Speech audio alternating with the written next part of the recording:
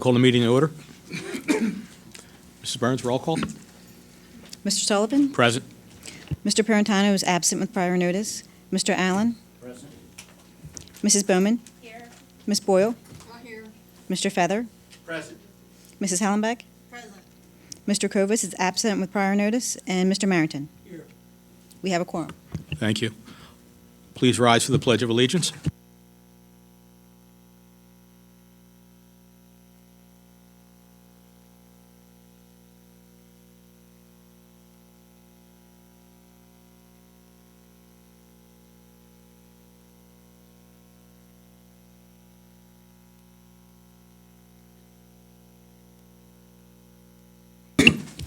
The board met in executive session this evening prior to this meeting to discuss matters of employment, issues related to labor relations, matters related to litigation, and matters related to school safety and security. The district mission statement: the Neshaminy community builds futures by empowering each child to become a productive citizen and a lifelong learner. Mrs. Burns, any announcements? No announcements. Thank you. Mr. Jones, Superintendent's report. Good evening, everyone. We may have had the best weather ever for graduation. This class of 2019 lucked out. A 0% chance of rain in June is a very rare event. We had a beautiful evening. Someone even complained it was too cold. I can't believe it in June, but we had a beautiful night, and congratulations to all of our graduates. It was a well conducted program. I just want to point out that Neshaminy School District's proud to work with the United Way of Bucks County, both as a donor organization and as a partner in helping direct resources to needy families in the district throughout the school year. Although they have a current drive that just ended, hunger continues, donations are always welcome, so we just point you in the direction of the United Way as part of that effort and continued effort. School's out. There is a link in my superintendent's report to some summer activities that students can't wait to get to, I know. Summer math packets and some summer reading list there. So that's been identified on our Facebook page. It's on our websites, but it's also here in this report as well. I think I may have referenced it, but just in case I didn't, it is included again here in my report that we finished getting out to 14 different sites, 10 of our schools and 4 of our offices, to thank the people who've worked in the district for 15, 20, 25, 30, 35 years. Those programs were dispersed out to the different sites as opposed to one centralized event, and it allowed for us to recognize people in front of the peers who they work with on a more regular basis. We really enjoyed doing that. The central office people got out to almost nearly all of us, close to all of them. We definitely were represented at all of them, and they were good events that were, I think, appreciated by our staff as well. Retirees were also recognized, and a number of those people were able to speak in front of their colleagues, and that was also a new piece to the event. Congratulations, Mr. Modica is the principal moving over to Fertibar Elementary School. It's part of our agenda this evening, but we did announce that to the Fertibar community, and we look forward to the good work that he does to help impact over in our Fertibar Elementary School, serving as principal for this upcoming school year. The middle school select choir is once again in my report only because they just continually receive accolades. This time they were one of the few middle school choirs chosen to participate in a performance for next year in March of 2020, but the information came our way and we thought we would include that and congratulate them once again. Our teachers had 2 extra days of school, though the students were done on a Friday. Our teachers came back Monday and Tuesday of last week and had professional development days. The feedback, especially at our secondary level with some common instructional language, was very strong, very positive. All across the board, we were able to do good work with our teachers before they went off for the summer and gave them some opportunities to be reflective about their teaching practice and what they can do to help support one another next year. Summer stock is going to be in full swing soon. Mark your calendars, July 25, 26, and 27. More information will be on our website. Great shows, middle of the summer, excellent opportunity to bring your family out to see. There are 2 different shows for grades 4 to 6. Those students will be performing in Annie Jr., and our upper grades 6 through 12 is Crazy for You. We had end-of-the-year programs at the middle school, move-up ceremonies.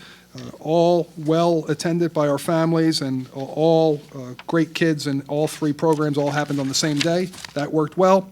Our High School Interact Club, again, they were able to sponsor a child to go on a Sunshine Foundation trip, and so that's just a really nice way for our high school students to connect to the community.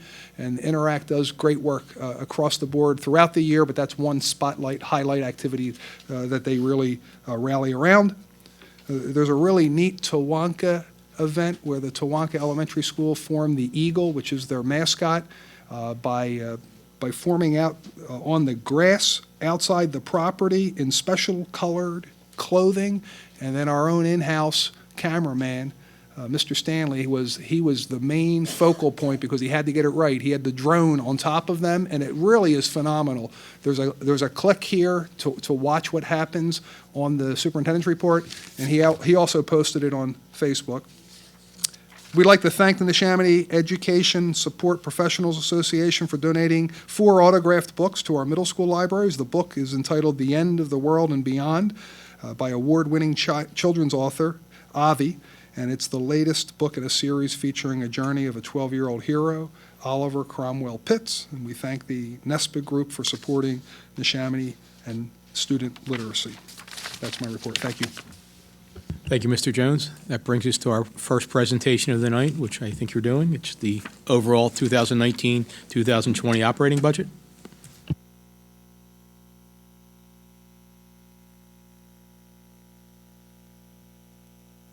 Okay, good evening again. There are no surprises in the presentation. This budget has been something that we've been working on since the beginning of the school year. Way back in September, we start with assumptions. The calendar should show September, but then comes January when we finally do collect all of the budget information. We would then work from January straight through to June. The June meeting is the target for the approval of the budget for the next school year. Our budget assumptions that we start back at the beginning of the year, we have an idea what the PSERS rate is going to be at that point. We know what Act 1 index could be. We didn't at that time include the Act 1 index, but it is part of the final budget that's presented here this evening. And then we originally assumed, because it's so early in the process, that the state aid subsidies are going to remain the same. We actually ended up with a slight increase, and that was helpful in achieving our budget for next year. Significant cost drivers, categories in the budget include, no surprise, salaries and pension. You'll see a pie chart that talks about what percentage of the budget that makes up. But also things like healthcare, charter schools, special education costs, transportation, and debt service. These are all major components of our $180 million plus budget. This is a graphical representation of some of those cost drivers, and though they are significant, you can see that most of those graphs, they show multiple years within one category. Most of them are not moving in a significant way, one way or the other, up or down, except for the one on the far left-hand side, and that graph is the pension cost. And no surprise, Mr. Paratano's not here this evening, but he would want to reference the fact that this PSERS obligation on schools, what is shown here is just 1, 2, 3, 4, 5, 6, 7 school years, but if you go back even further, it's even more dramatic. And certainly the most recent years, there has not been a let-up in terms of the additional cost associated with PSERS. And so in our budget this year, we're absorbing another $1 million increase related to what is a 0.5% increase in PSERS. But those PSERS increases have been significant over the span of the years, the most recent years. There's the chart. You can see where this started way back at 4.76%. That's the 2008-2009 school year, not that long ago, just 10 years ago. We're up to where the red dot is, but that's, even though it looks like it is starting to level off, as I said, those changes are still nearly $1 million, if not more than $1 million each of the years, even in going forward, projecting. So this continues. The overall obligation is significant, and the increase in the obligation continues to be something that we have to keep an eye on and continue to plan for. And here you see that $1 million, 2019-20, the far right-hand column. That's the estimate for the increase in PSERS. Well, you can see back a few years ago, PSERS was increasing to the point of $3.4 million. And so though some people may look and say that it is tailing off, $1 million increase on top of that obligation is a significant increase. So this is where we have been. This is a slide that's not going to be a major surprise because we've covered this territory already in public meetings. We started back in January with an $8.6 million gap. We went through various stages of cuts, taking $3.6 million from the proposed budget out of that budget. The $5 million that remains, there is, as I indicated, an Act 1 tax increase incorporated into this budget of $2.8 million. That left still $2.15 million. That gap is covered by a use of a dedicated PSERS fund balance, committed fund balance of $1.75 million, and an additional $408,000 out of the unassigned fund balance. Had it not been for that last late, I should say, in the school year, tax appeal from the Oxford Valley Mall, we would not, this would be the second year in a row that other than the PSERS, we weren't using fund balance, unassigned fund balance to balance the budget. But that did come late in the game because of some other tax property increases. We were able to reduce what was going to be a $700,000 shortfall to the $400,000.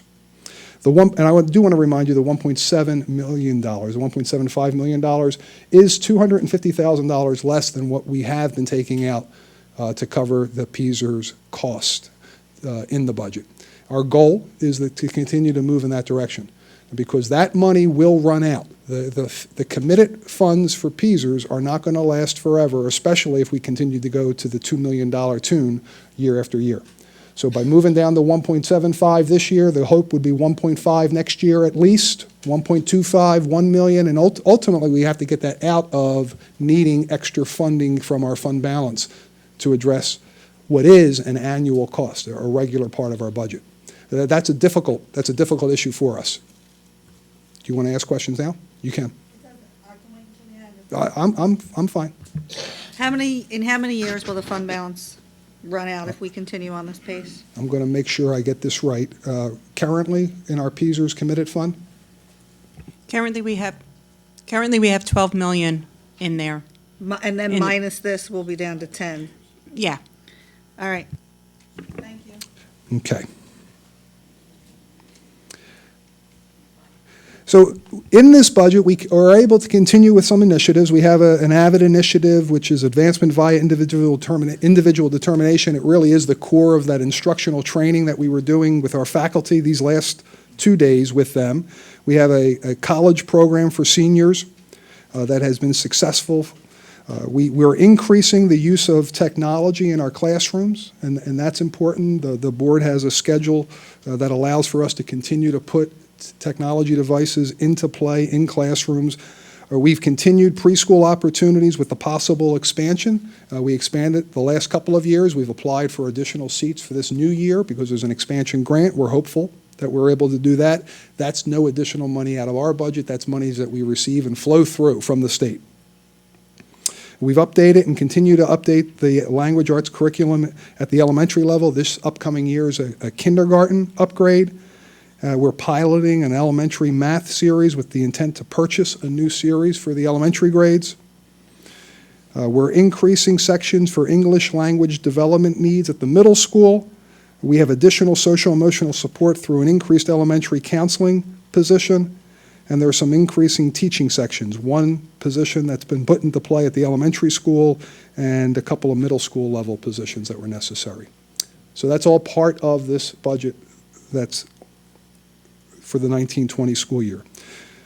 Another very difficult issue for the board is managing the 10-plus properties that we have, the 10 school buildings and other properties that the school is responsible to. And this LRFP is our long-range facility project list just for 1920. And the $1.8 million that the budget supports is important, but it's probably $2 million shy of all the projects that were on what would be the original list that we started with. So we average about $4 million worth of projects as we look out 5 to 7 years in the future. We're not able to do that. Our budget doesn't support that. So each year we're pushing projects down the line. The board has been very aggressive in its efforts to try to make sure that we stay on top of facility issues, maintaining property and making improvements where necessary. But that too, just like the PSERS obligation, is going to be a continuing difficulty as we look to find ways to keep at least this money in the budget. And in the last 2 years, we've been fortunate to be able to utilize some funds in addition to what the board knows they want to dedicate. The board has about a $900,000 figure.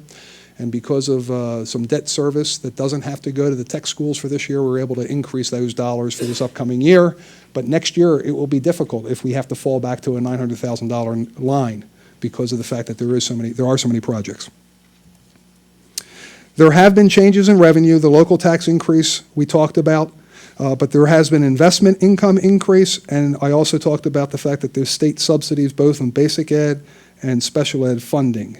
And so with all of those increases, those revenue drivers help offset some of those costs. Here is a pie chart. Let's see what it looks like to you. It's different colors on my screen. My screen has multiple colors, and yours are all in blue. There is a local share that approximates 3/4 of the budget. So for this district, 3/4 of our dollars are coming from the local taxpayer. About the other 1/4 primarily from the state. The federal government contributes little to public schools. Public schooling is a state initiative, and so though we do have federal obligations because of that little bit of money, and it would be hard to do away with a little bit of money, the 1% amount is a significant dollar amount. The real source of our revenue is primarily local and state. This has multiple colors. You can see that on the expenditure side, salaries and benefits make up 71%. If you add these percentages, that's about the number that we talk about, the low 70s. We're well above 2/3 now in terms of cost of personnel. So that's pretty much who we are as a school entity. We provide our services through the people that we employ for our students. If you look at expenditures by program, instruction and support services do make up the bulk of what we do. And so there, no surprise to see a number that adds up to 90-some percent, 91.8%.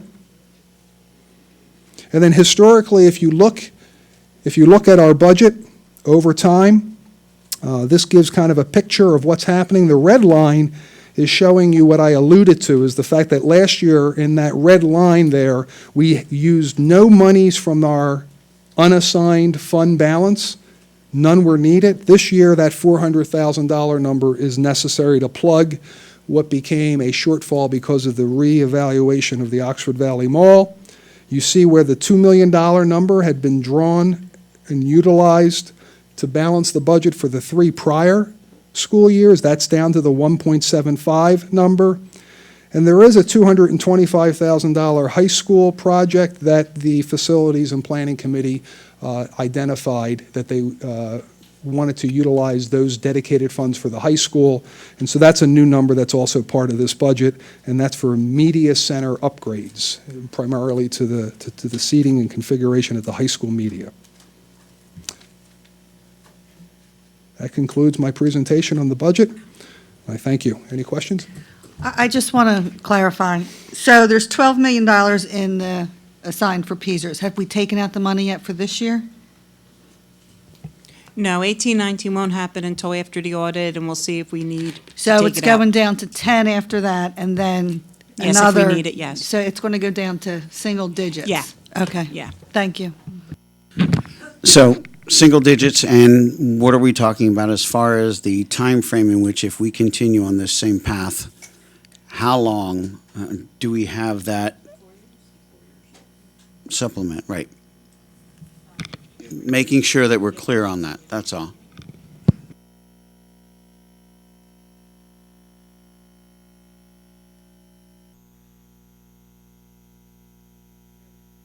Any other questions?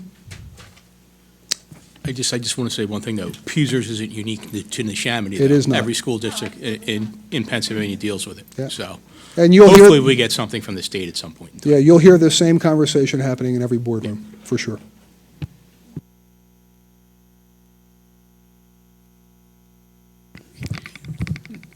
Unfortunately, previous boards have boasted that they have not increased taxes over the past several years.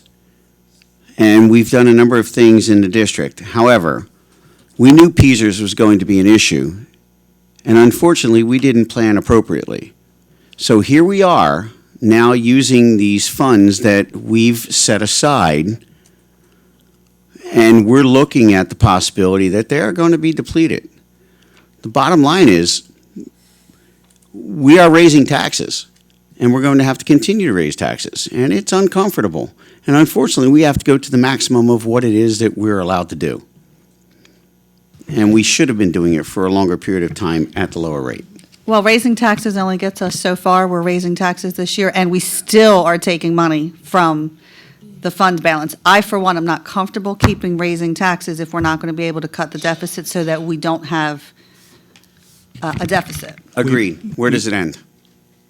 We, as the board, are going to have to start making tough decisions as far as what we're going to do to cut revenue in all areas. Because we Exactly. cannot keep going to the taxpayer and keep going to the fund balances, because the well is going to run out very, very quickly. And we weren't on the boards back then, so woulda, coulda, shoulda. There's a lot of things that we could Understood. talk about, the high school, this, that, and the other thing, that gets us nowhere. We have to deal with the hand that we're dealt right now. Right, and now we have to deal with it. So we can't keep kicking the can down the road is my point. True, but, you know, throwing it to other boards said, you know, this is an ongoing issue. I mean, it's 4.7, now it's 36.3. To my mind, and I've said it every year that I've been on this board, it goes back to Harrisburg, that they made these agreements and then, in my opinion, weaseled out of them and dumped them back on the school districts. And some were less prepared than we've been. We've had the fund balance. But again, that well will run dry. There's no way around that. And again, we can't keep going back to taxpayers. The argument goes back to Harrisburg. Respectfully, the point is, we are faced with this, and we have to deal with this. As a board and as taxpayers and residents, we have to deal with this. So we need to figure out the best way to do this for everyone. Agreed, without looking backwards. Right, the past is the past. We can't undo the past. We just got to keep in mind that decisions we make today will affect future boards too. And tax increases do compound. So you may not have to go to an Act 1 increase. You could do a partial increase, and it's still going to compound and provide you additional revenue down the road. Just food for thought for this board, that's all. That's all I have. I just want to add, too, that when I saw that 24% figure, that we only get 24% of our budget from the state, the federal average is 49% from the states. And Pennsylvania is in the bottom 10 of all the states in this country in supporting public education. And that needs to change. I mean, there's only so much we can do as a board, as a community. None of us want to cut programs for kids, but the state is abrogated its responsibility towards public education, and not just by a little bit, and not just for a year or two, for a decade now. That figure, to me, that's the first I've seen only 24% coming from the state, so. Absolutely agree, and that's why the fight needs to go to the state. Right. You know, we can squabble amongst ourselves and rub pennies together, but there needs to be a mass concentration to the state to get it to change. Otherwise, we're going to keep being in the same situation that we're in, which is unfortunate. We're better than a lot of the other districts are out there. We're in a lot better shape.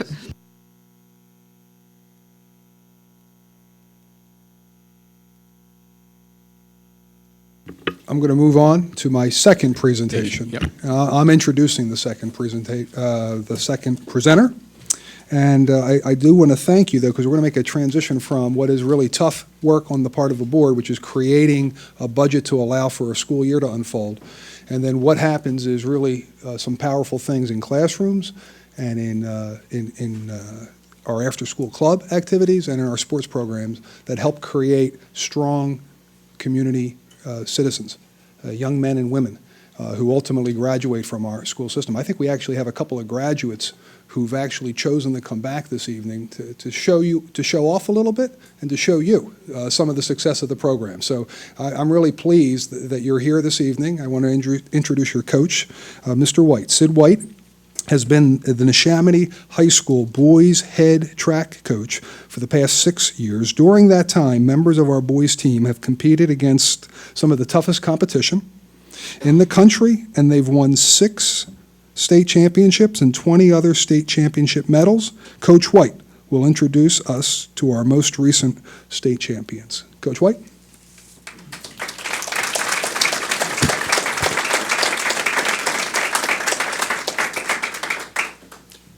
Thank you. I have the honor this evening of introducing to you 4 recent Neshaminy High School graduates who will be continuing on at their academic and athletic careers at 4 different colleges. They capped off their years of hard work at Neshaminy, hard work both in the classroom and outside the classroom. They capped it off May 25th with a state championship in the 4x400 meter relay. So if I could bring up Emmanuel, Ethan, Savon, and Savion.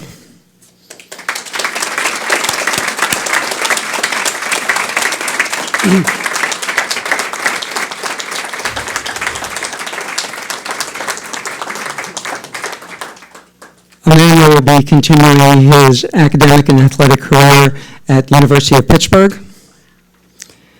Ethan will be continuing his career at Rider University. Savon will be continuing at Kutztown University. And Savion will be continuing his academic and athletic career at Penn State University.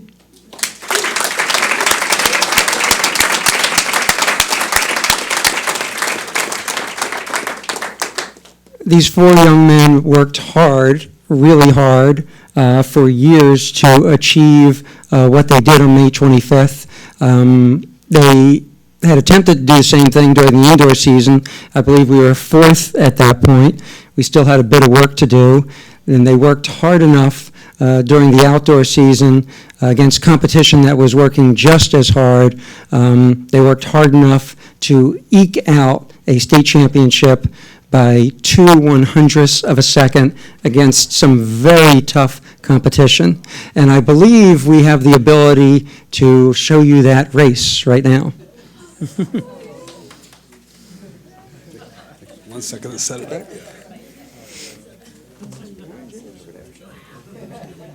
Pittsburgh, both part of that conference and both part of this race. So you got 6 teams from District 1, 2 from District 3, and Latrobe from District 7, a part of this race. And we are off. Good start for Neshaminy in lane 6. This is Savon. And a good start as well for CB West in lane 4. Savon ran as fast as Teams coming in only separated by 1 to 2 seconds with their fastest times of the year. They did have to run a trial heat yesterday. Heat winners got into this final of 8 teams, and then the next 4 fastest times. So they'll come around the stagger here and give everybody at home a chance to see what's happening. Chambersburg holding off right now in the lead, but that is changing quickly as Neshaminy is closing the gap. And CB West right now in 3rd as we come to the first exchange. Chambersburg and Neshaminy will be the first on the exchange, and it's Neshaminy who comes out of it the cleanest. CB West right there as well, and that's where we stand right now, neck and neck, Neshaminy and Central Bucks West. They're through their 3rd turn. They're breaking to the rail now. Now the rest of the race is the inside track. CB West, Neshaminy. Southern Columbia, 4th place, 3:25.67. Fish McDevitt up to District 12, finished 3rd. Time 3:23.41. 2nd is Riverside. Their time 3:21.65. Penridge is in 2nd. Penwood is in 4th. CB West, Neshaminy. Penridge, Penwood. That's 1, 2, 3, and 4 on the exchange. All clean. And they all come back right out of that same spot. CB West, Neshaminy, Penridge, Penwood, 1, 2, 3, and 4. This the third leg of the 4x400. And still very close, only separated by 30 meters, 1 through 8.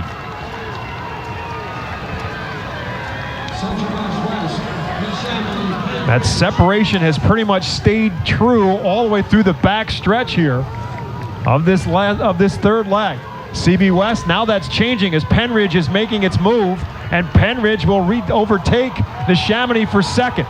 So it's CB West, Penridge, Neshaminy, Penwood. That is starting to get to be a precarious situation as well in fourth spot as the handoff is good. The last leg coming home. The 4x400, Central Bucks West on top. Neshaminy with a good exchange, and Neshaminy right now is gaining on Penridge for that second spot. Really closing the gap. Neshaminy takes second and is gaining on Central Bucks West to potentially take the lead and the goal. Neshaminy closing. Can Central Bucks West hold them off? And here comes Penridge on the outside. Don't discount the Rams. It's going to be down to the wires. CB West, Neshaminy, and Penridge, who will hold on and win it? Penridge and Neshaminy, who will win at the tape? Penridge. The runner for Neshaminy dove across the finish line. And so the question becomes, as you mentioned a while ago, Rick, the torso and not the head on the dive across the finish line. Not the head, not the hand. So he looks like he came up short with Penridge passing on the outside. We'll wait for the official release. And Neshaminy is your winner. 3:16:23 is the time. Neshaminy with the win. Penwood is second, and I believe it was Latrobe who finished third. Hold on for 1 second, guys. Just as a remembrance of tonight, repost the official Sullivan's going numbers. to hand you a Neshaminy certificate first, here. Penridge second, Central Bucks West was third, and Cumberland Valley fourth. And it's actually not as close as we thought.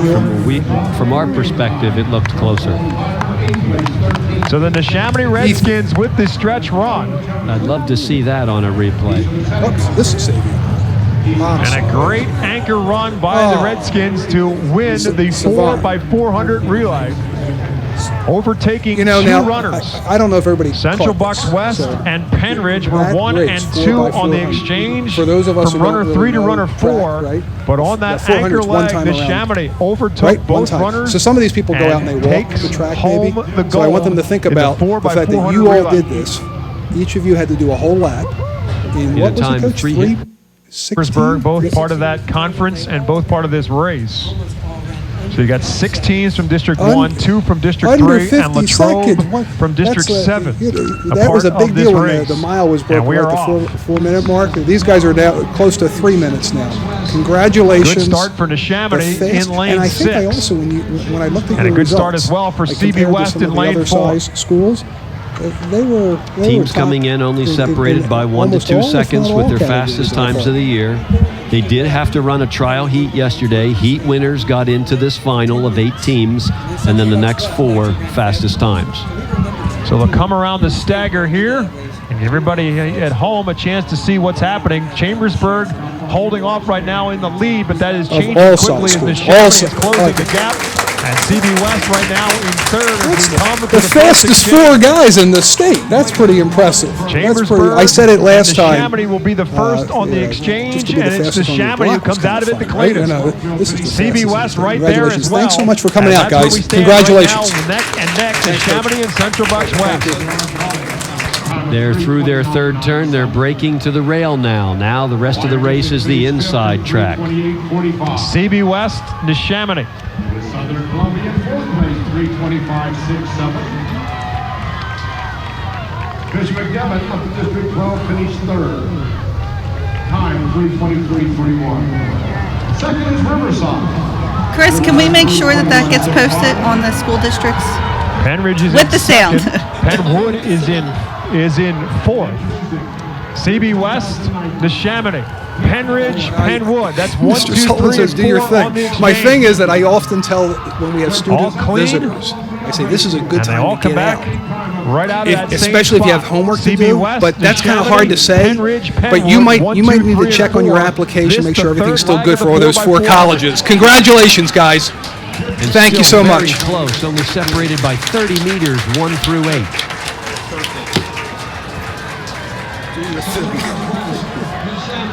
That separation has pretty much stayed true all the way through the back stretch here of this third leg.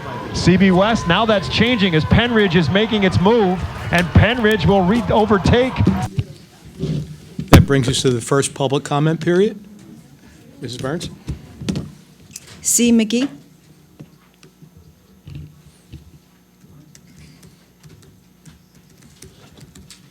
Please, when you approach the podium, state your name, where you live, and your occupation, and hug whoever.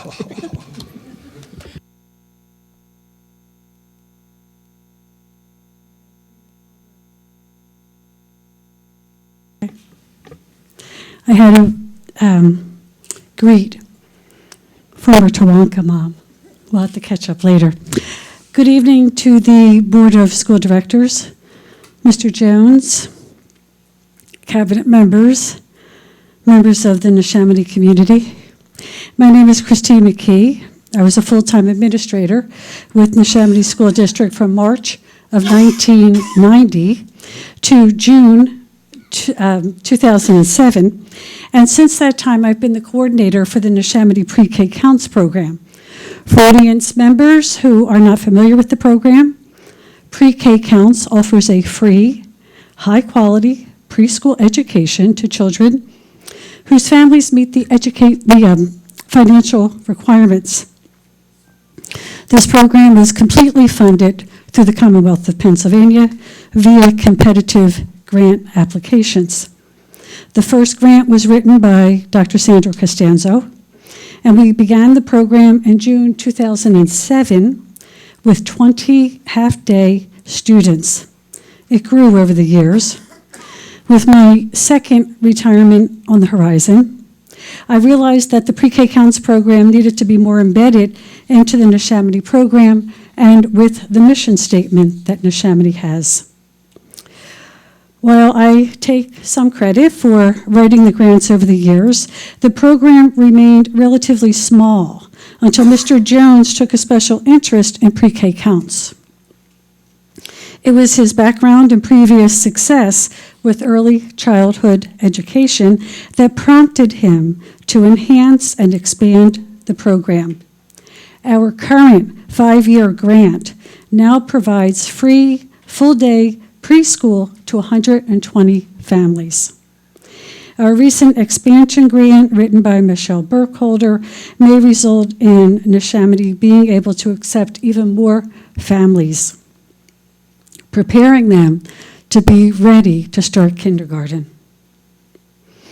The selection of Kim Johnson as our new Neshaminy Pre-K Counts coordinator was an enlightened choice. I've been working with her since October. She really is terrific. Because of all these improvements, I'm here tonight to tell you that it is a consolation and a joy to me to know that the Pre-K Counts program, which began in 2007, is not only going to remain, but is going to flourish after my departure. I'm grateful for all of my years at Neshaminy, and thank the school board from 1990 to you for your continued dedicated support to the community. I suppose you could consider this, thinking of those boys that were racing, those young men, as my, well, victory lap is a little strong, but I think you understand my point. Thank you very much.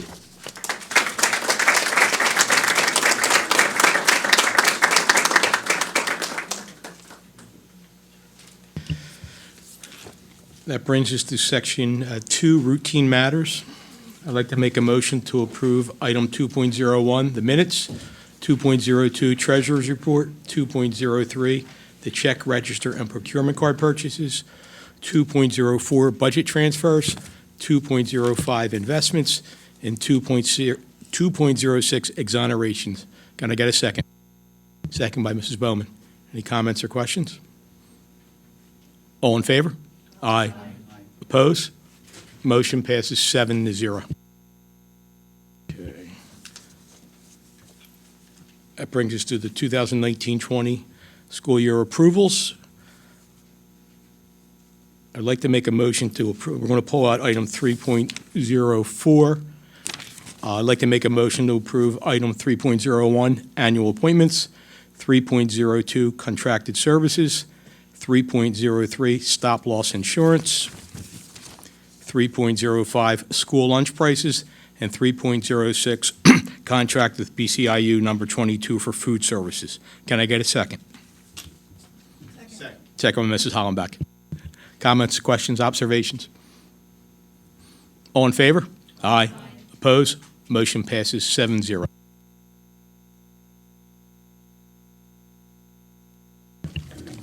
Item 3.04, Aramark contract for services management.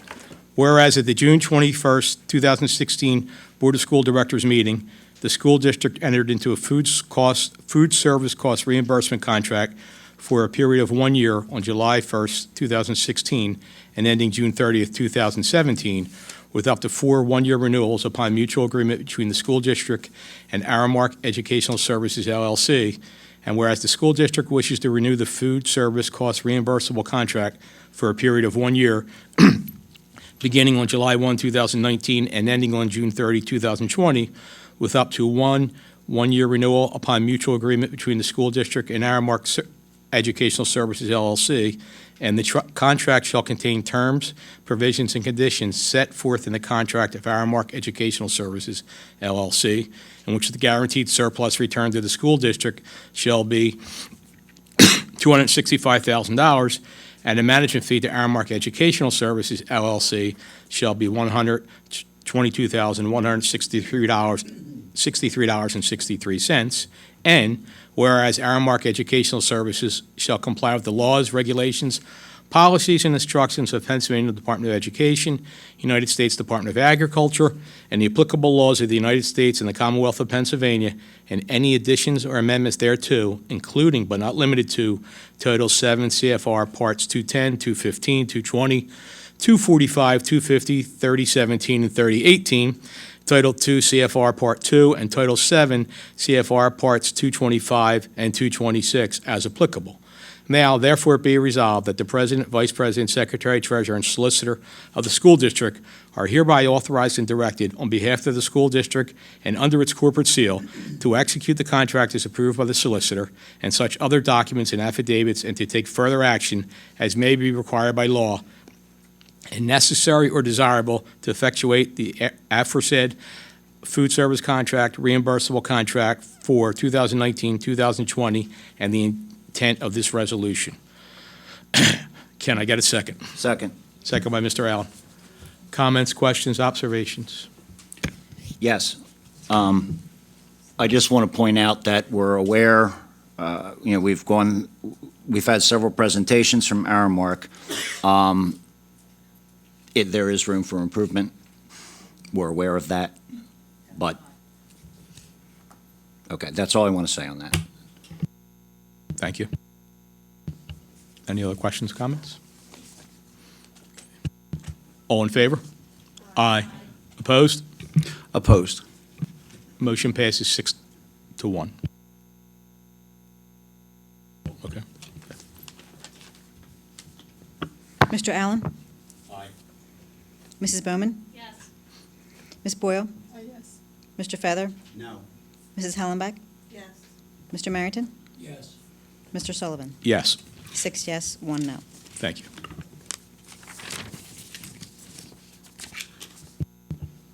Brings us to Section 4, Business Operations. Mrs. Hollenbeck?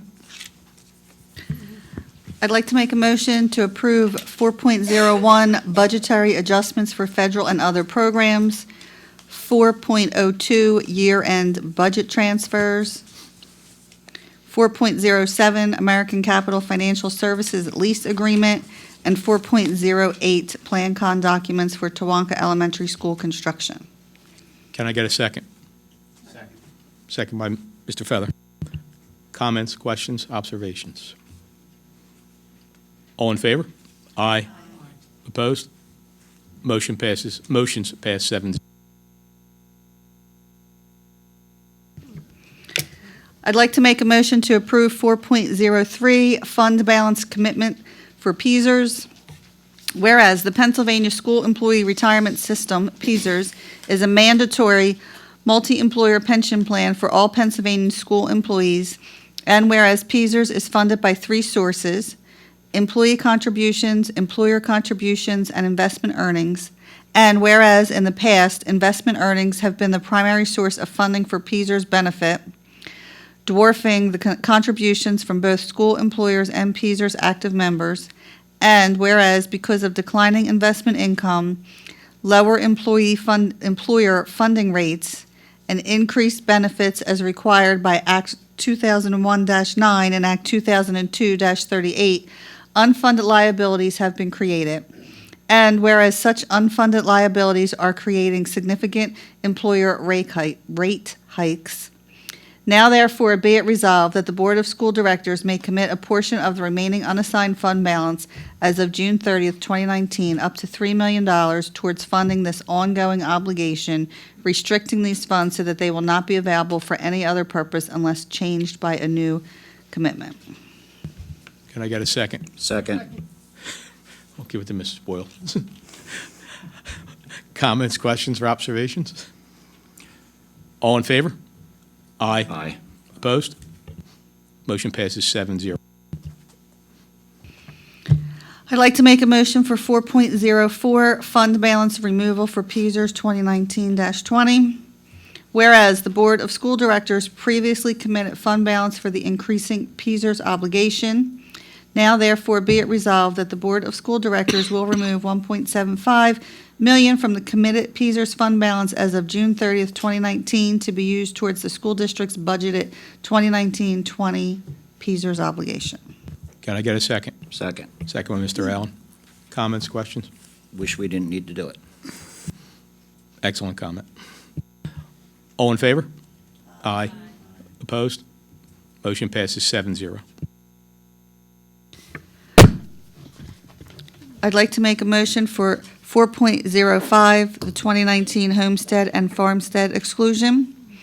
Whereas the Neshaminy School District benefits from the receipt of the state gambling tax funds, now therefore be it resolved that the Neshaminy Board of School Directors hereby approves the attached homestead and farmstead exclusion resolution that authorizes a real estate tax assessment reduction for the school year beginning July 1, 2019, under the provisions of the Homestead Property Exclusion Program Act, part of Act 50 of 1998, and the Taxpayer Relief Act, Act 1 of 2006. Can I get a second? Second by Mrs. Bowman. Comments or questions? All in favor? Aye. Opposed? Motion passes 7-0.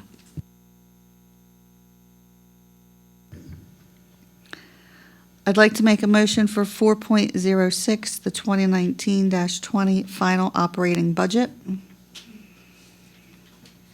Whereas the Neshaminy Board of School Directors adopted a 2019-2020 proposed preliminary budget from the administration on July 22nd, 2019, and the board has reviewed and adopted a preliminary budget on February 15th, 2019, and subsequently adopted a proposed final budget on May 22nd, 2019, all in accordance with the Act 1 of 2006 and the Public School Code of 1949 as amended. And whereas notice of intent to adopt the budget has been duly advertised as required by law, and the budget was also made public throughout the process on PDE Form 2028 as required by law. And whereas in accordance with the Pennsylvania School Code, the Board of School Directors must adopt a final operating budget for the 2019-20 fiscal year. Now therefore be it resolved that the Neshaminy Board of School Directors adopts a final operating budget of all funds as detailed below. General fund in the amount of $181,223,324. Federal and other programs in the amount of $4,341,871. carry over purchase orders of $288,758, and capital projects in the amount of $1,832,970. And be it further resolved that in order to fund the above, the following taxes are hereby levied. 1, real estate taxes, 1.63.1 mils. 2, interim real estate taxes, 1.63.1 mils. 3, per capita tax, school code, $5. Per capita tax, Act 511, $10. Local services tax, formerly OPT-EMS, $10. Business privilege tax, 1 mil wholesale, 1.5 mils retail, $5 license fee. Mercantile tax, 1 mil wholesale, 1.5 mils retail, $2 license fee. Real estate transfer tax, 1%. And number 9, amusement tax, 10% as amended by law. Can I get a second? Second, Second by Mrs. Bowman. reluctant. Comments, questions? Just unfortunately, we're in this situation at this point that we have to do this. Agreed. As the head of this committee, I worked tirelessly to try to get a better budget passed, and anybody that's been to those meetings knows I was shouting from the rooftops. I did not want to have to raise taxes without taking pen to paper to make the cuts that we need. We did fall short, but I do believe that we are making progress in the right direction, and unfortunately, some hard decisions are still going to have to be made until the state, if, I should say not when, if the state ever chooses to step up. We're stuck in this unfortunate situation. And agreed, the state at some point in time is going to have to step up, because in the near future, I think we're going to start seeing school districts start going bankrupt, and that's when the state's going to step in. Are any Always of us too late. still going to be on the board by that point in time? I bet we will be. Well, hopefully, because, yeah, I don't want us to declare bankruptcy because it's horrible. Wasn't referring to us. Well, I know not, but it's a tough situation. Okay. And I just said, one of the difficult things that we had to do with the facility and maintenance is the fact that we've invested in these buildings, and we made a commitment to the community when we did that to maintain them and stay on top of it. And of course, that means having the budget to do it. And, again, the Giza projects and all, we frankly did a fantastic job with it, but they are stopgap. There's a period of time where we're going to have to look at those buildings again. And this PSERS thing is just dragging it all down. And I could go on all night about that, and I have to since Steve is not here to do it for us. But I do have to say, though, we do have a facilities and planning committee, and we are looking at a lot of different things. And we are doing a diligent job in looking at our facilities and maintaining our facilities, and we've actually tried to increase our budget for maintenance, and not so much improvements at this point, but the maintenance part of it. Because if you don't maintain it, it's going to wind up costing you so much more in the long run. So I think we're doing a good job there at this point, and we need to continue that, so. Thank you. I just wanted to say that it's important that we get a handle on the budget, because if not, the next step will be to curtail some of the programs, which is against what everybody is here for. Mm-hmm. So we have to try. I am not.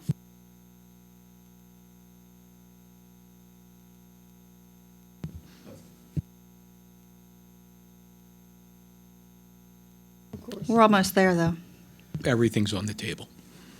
Everything has to be on the table going forward. It just has to be. Okay. We have a second? Okay. All in favor? Aye. Opposed? Couldn't remember where we were. I think motion passes 7-0.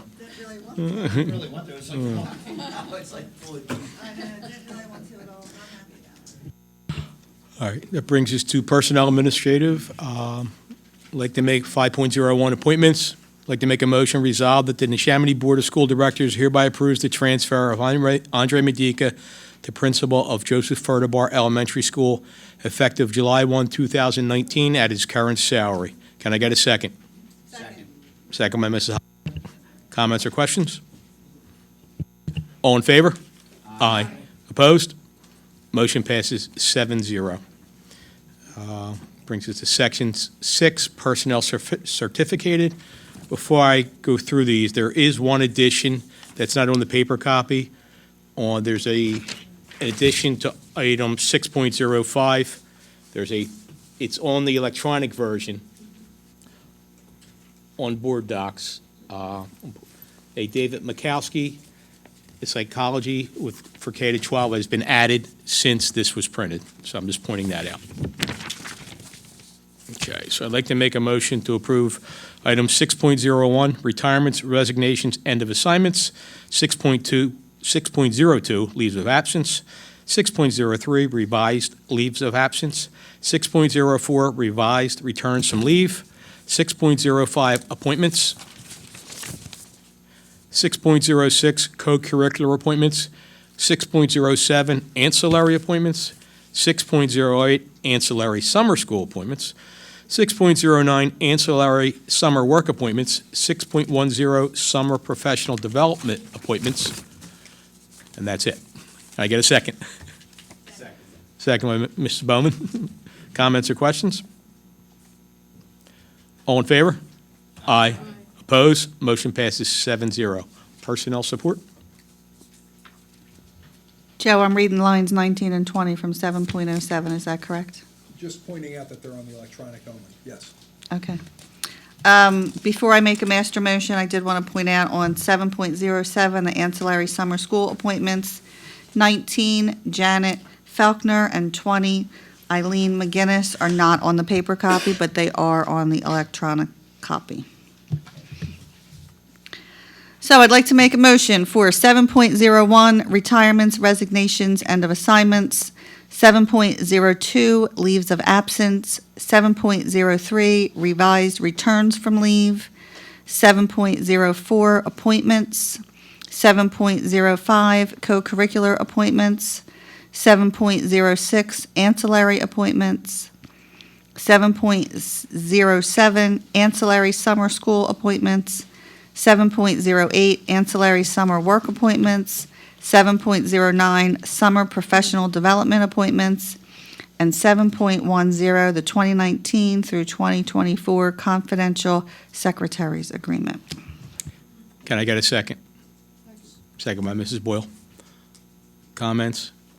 Ancillary questions? Okay. Or concerns? Okay. All in favor? Aye. Opposed? Motion passes 7-0. Educational development. I'd like to make a motion to approve 8.01, which is homebound instruction. Can I get a second? Second by Mrs. Bowman. Comments, questions, or observations?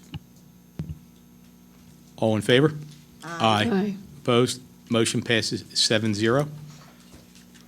Section 9, policy, Mrs. Boyle. I'd like to make a motion to approve 9.01, which is the second reading of Policy Series 300, employees, and 9.02, which is retirement of existing NSD policies. Can I get a second? Second by Mr. Feather. Comments, questions, observations? All in favor? Aye. Opposed? Motion passes 7-0. Any other board business before we go to second public comment period? Just feel compelled to look at that seat. But,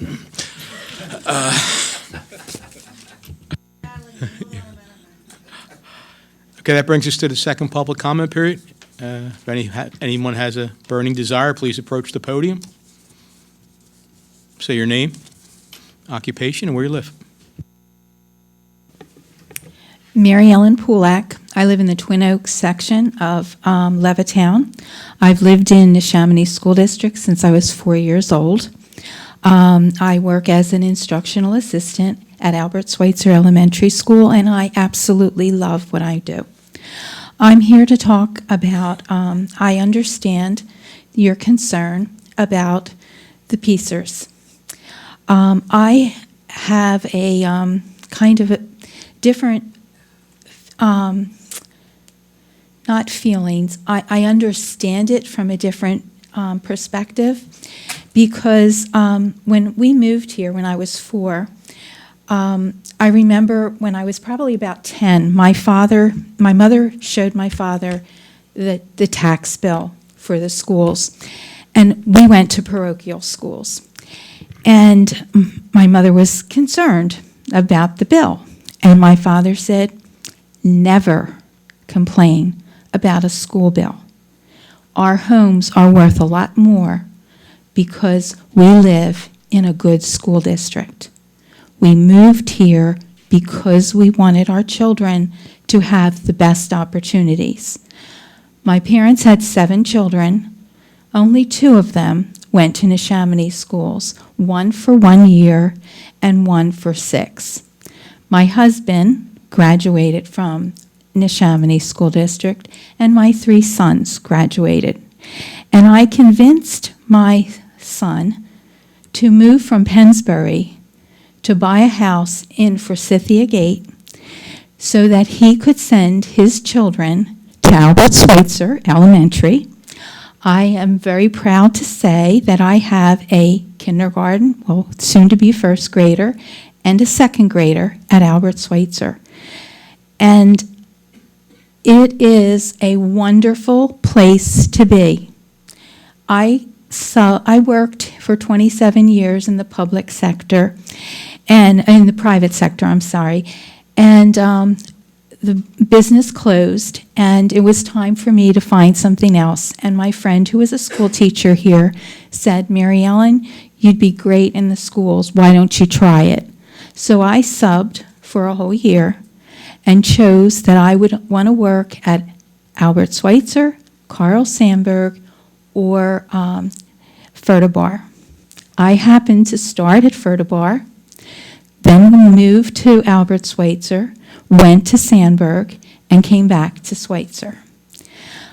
I say I have a different perspective because my brother was a school board member, not in the Neshaminy School District, in another district, and I'm not going to say which one. He was the president of the school board for 4 years, and he was also the president of the IU board.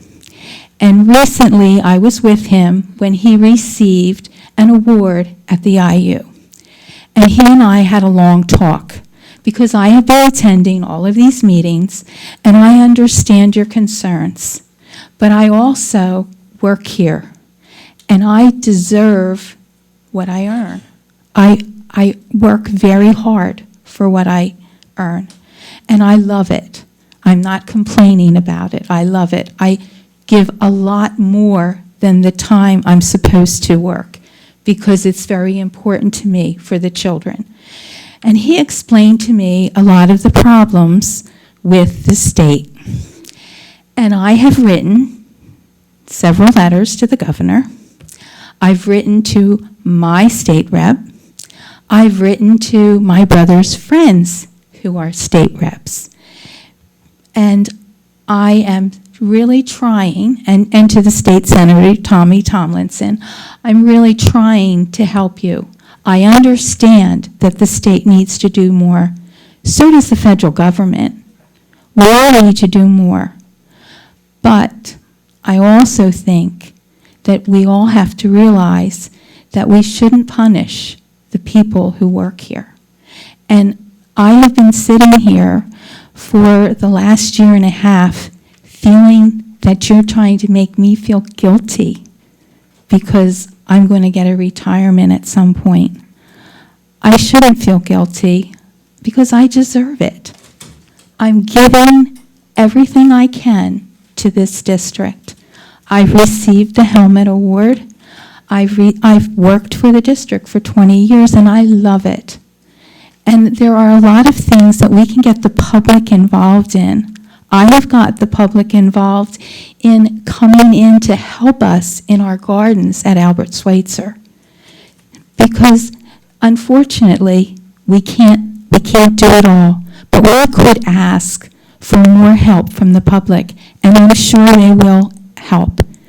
I've written, and I ask all these people here, please write to our state reps. Let's get them to do something. Thank you.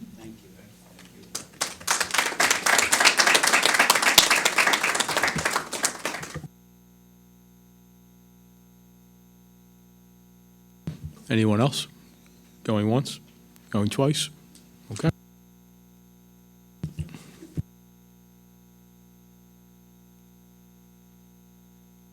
Change your mind? No.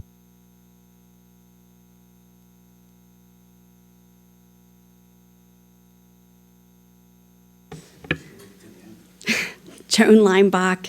I live in Levittown, and I'm a school bus driver, also the financial secretary for the NESPA union. As a member of the NESPA negotiating team, I knew we were going to fact-finding before the article appeared in the Courier the other day. What did grab my attention in the article was that Mr. Parentano is quoted in the article, and not Mrs. Hollenbach, as she's the chair of the Neshaminy negotiations team. I would also like to know if the phrase negotiating in good faith is going to be used as to why the district is paying to train the contracted manager and a substitute office worker on a computer system the district uses. I was under the impression that if we were to hire a subcontractor, they will do the work they're assigned and not have the ability to create their own work. Why are we training non-Neshaminy employees on taxpayers' dimes? The one substitute that has worked has, as just extra coverage for one of the departments, has been here for 145 out of the 180 days of this school year. Something needs to change. Thank you.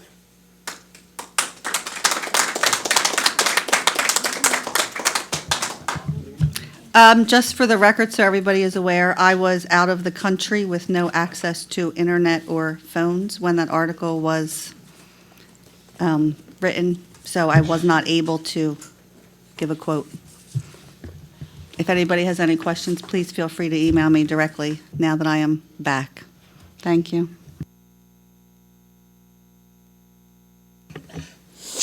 Good evening. My name is John McGinley. I'm the president of the Neshaminy Education Support Professionals Association. As we previously stated, that we are going to fact-finding. One of the things that was brought up this evening was the We Build Futures Award. And it recognizes individuals who either work to accomplish the district's mission or make significant contribution towards advancing the implementations of the district's strategic plan. To date, 30 support staff members have received this well-deserved award. As an organization, we are proud to be a partner in building a future for the Neshaminy School District students and the community. But what future are we working towards when the literature you have in front of you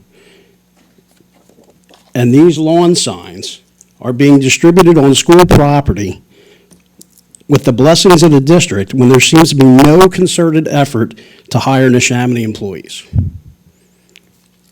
I will tell you that not a day goes by that I don't hear from a member of this association that says the Neshaminy community used to be, or the Neshaminy School District, and working for the Neshaminy School District, used to be like a family, and they don't feel like that anymore.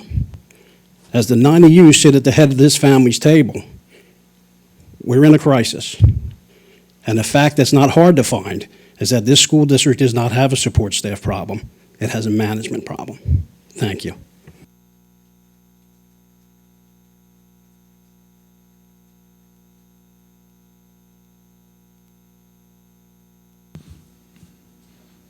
Anyone else?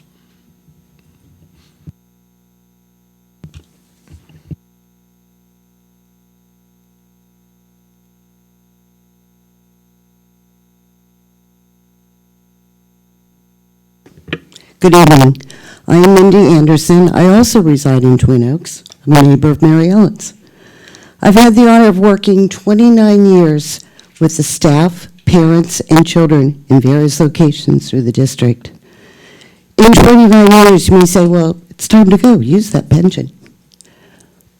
I have been putting 7+% in my pension all these years, where the districts have been putting in less, which they needed to have been putting in more, then they wouldn't have had the outcome of these large bills. And how can you promote rebuilding futures when you're setting up the people who work for you and the children of this district to fail? It was once said by a past board member, how can these uneducated people make so much money? Response was, to live in your district, pay the taxes, to send our children and grandchildren to your schools. Many of these same people have graduated from Neshaminy, excuse me, and have been educated at Neshaminy. They may not hold degrees, but they have to have certificates. They have to have licenses to do their jobs, to maintain the employment. How many more job vacancies are you going to have before you realize the quality around you affect the staff and the children? There is no incentive to stay in Neshaminy if the jobs happen to be filled. Most of these people use it as a stepping stone. Also, who picks up the slack from these vacancies?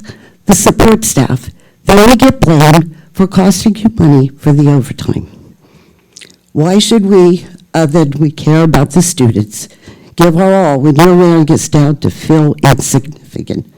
Wouldn't it be better for all to create a positive environment?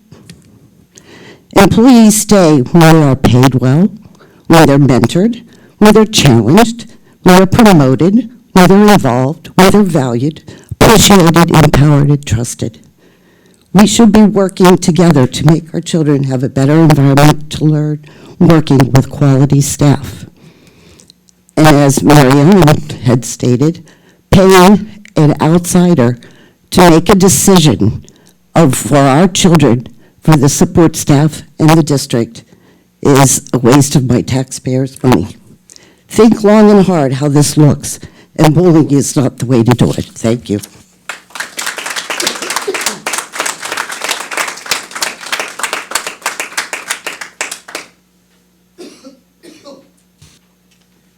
Call.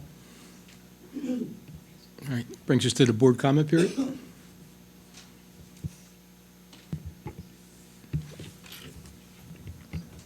I'd just like to return to the PSERS issue. I did not mean to imply that I'm blaming employees for this. You were given an agreement. You made an agreement. I deeply apologize. It was never my intention to do that.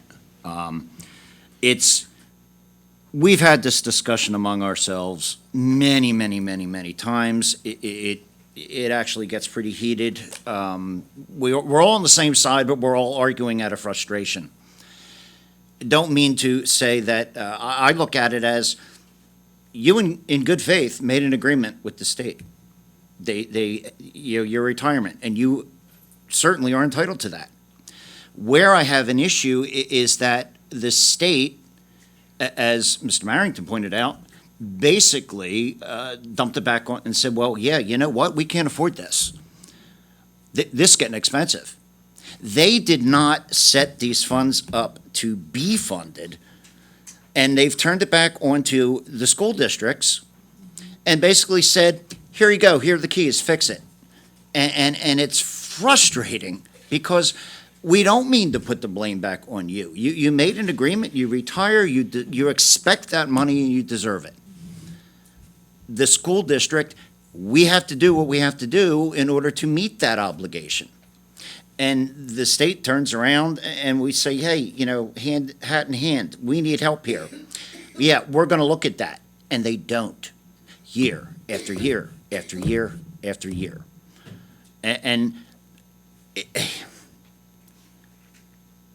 I don't have an answer for it. None of us here have an answer for it.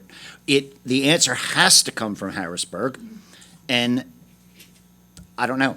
There's a lot of talk, there's a lot of shouting, there's a lot of arguing, there's not a lot of movement.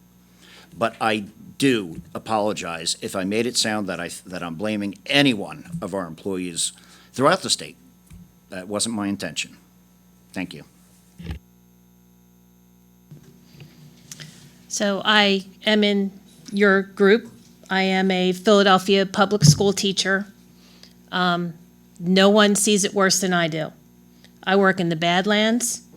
I was lucky to get out of the Badlands and go to the Northeast after 12 years.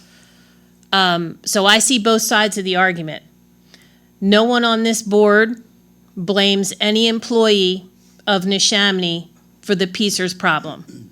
It's a state issue. Please continue to write your senator, to write your congressman, and to write to your state representative. The state mismanaged our money, and you should be angry at them, not at us. We're stuck in a pickle that now we have to deal with this and not cut jobs, not cut programs from the children. So I don't think it was anybody's intention to make any Neshaminy employee guilty for contributing to their retirement. You know, it's mismanaged by the state. Please keep writing to your representatives because they have to fix it. We can't fix it at this level.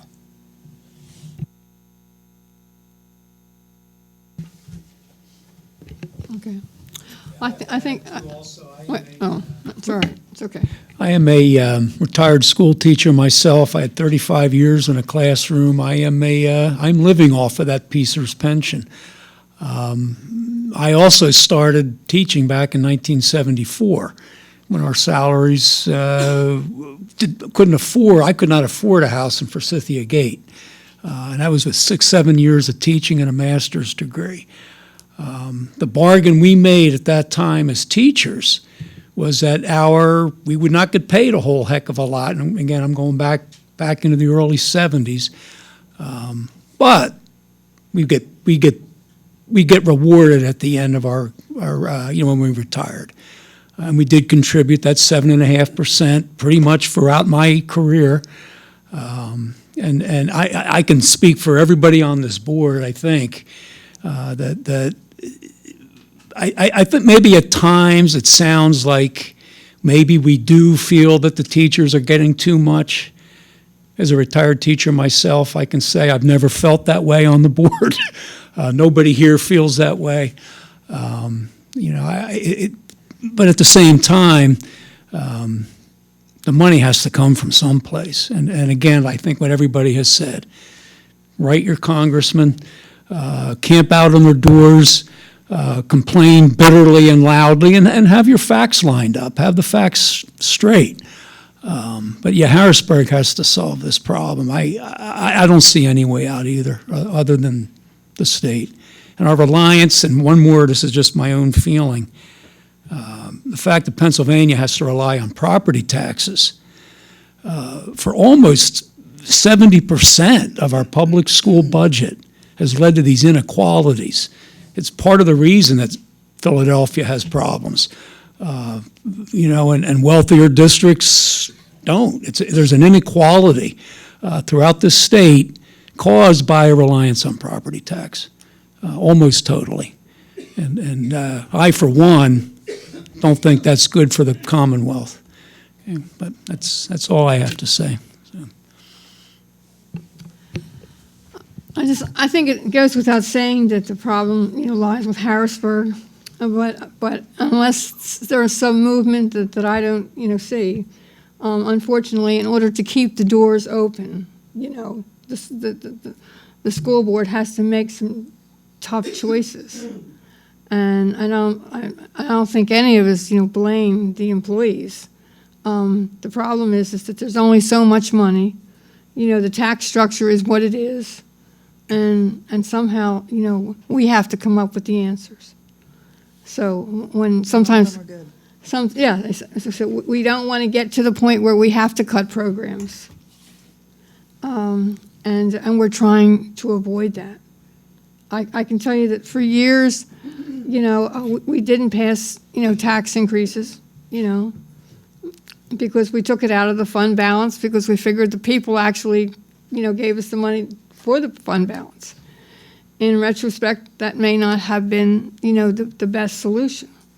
But just like, if people work in hospitals, you have to keep the doors open. And unfortunately, this is what we're trying to do.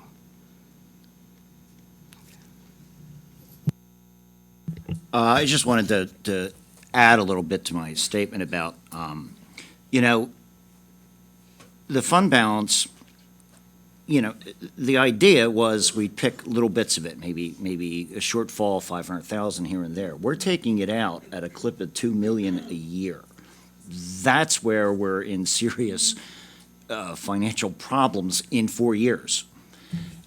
And real estate taxes, that I've always said this as running for school board, that, we use most of your money.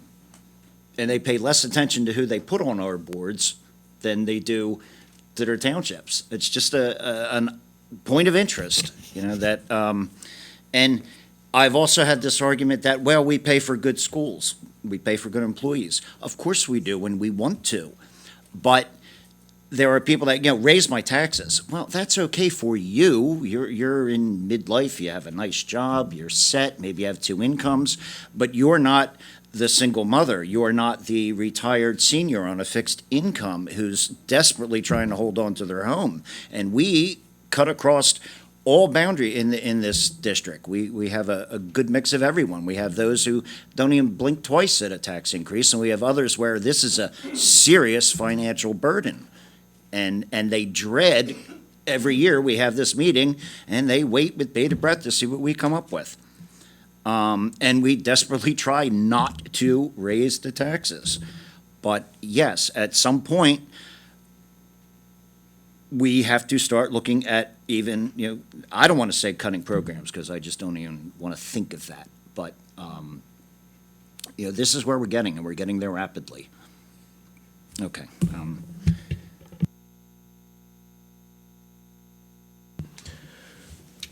Well, not to jump on the PSERS train, but I think if we go back probably 15, 20 years, maybe more, that I had this thing called the auto industry bailout, and that had a lot to do with the fact that the pension was a problem.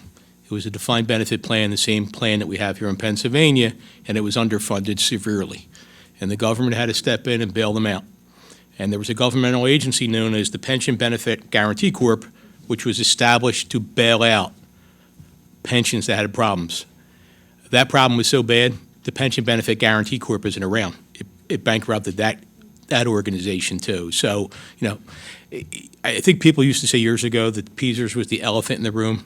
It's in the room now. There's no doubt about that. And something has to be addressed, whether it's going to be a state bailout, to Dave's point, whether they're change the funding formula. Something has to happen. Otherwise, everyone's going to be up against it. And we're going to be, the auto industry revisited. And I guess the other thing I'm thinking in my other job, my paying job, I have to sit with clients a lot of times that are going through financial difficulties. And, first thing you look at is, can you cut your cost? And at some point, you get to a point where you can't cut cost anymore by affecting your business model.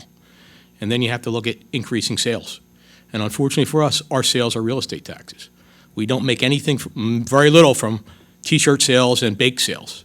So, no one wants to raise taxes, but if we want those good schools, sometimes we have to. It's inevitable. So, please excuse me, but I just have to put this out there. We're talking about taxes, tax increases, and we're talking about local taxes here with regard to our school board. Now, we're looking at PSERS, and we want the state to interject, and we want the state to take over what they agreed to do in the first place, but we live in Pennsylvania. It's still our taxes. So at some point, we have to look at this from an overall perspective as well. If we're asking the state to take on this responsibility, it's still our tax dollars that's going to pay for this.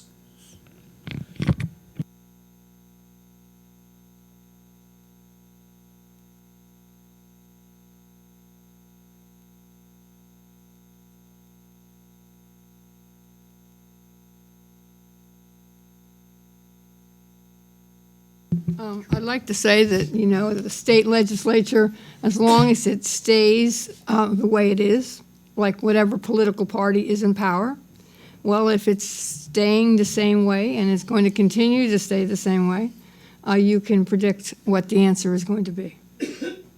So I would recommend that, people get involved.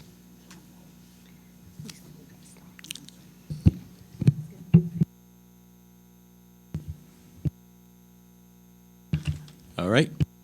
Motion to adjourn the meeting. All in favor? Second? Yeah, second. I'm just get out of here. Aye. Meeting adjourned. Everybody enjoy their summer. Yes. We'll see you back here in August.